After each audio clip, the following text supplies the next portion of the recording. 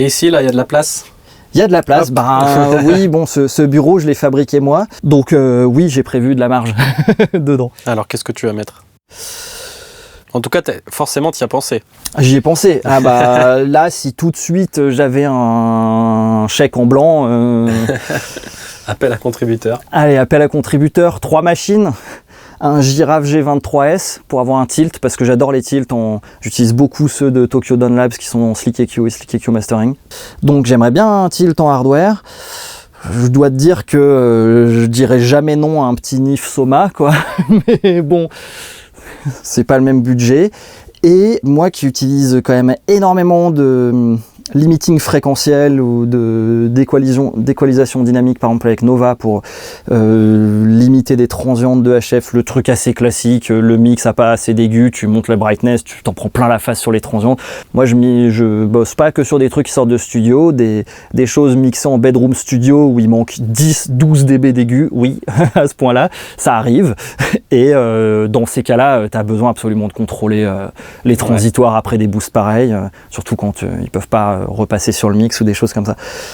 Et du coup, pour ça, j'avoue que là aussi, le Giraffe G21 Magneto Info Dibulum qui fait en gros du clipping en ligne de transmission électrique.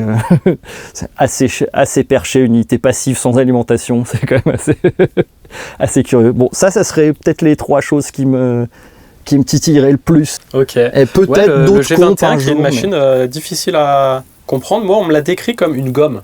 Ça permet de gommer, d'enlever des choses sans qu'on le remarque. J'ai beaucoup ce truc de, des fois, chercher de la densité. Il y en a qui vont se dire on cherche l'unité qui amène de la densité sans booster les transientes, qui a telle couleur, mais du coup ça marche pas partout, donc on a plein de palettes de types de densité qu'on peut apporter qui vont être sur tel ou tel outil. Moi j'aime bien un peu décorréler les deux choses, de me dire je peux densifier comme ça fréquentiellement au truc et ensuite gérer la problématique de la dynamique dans cette bande qui a été améliorée ou pas améliorée par tel move.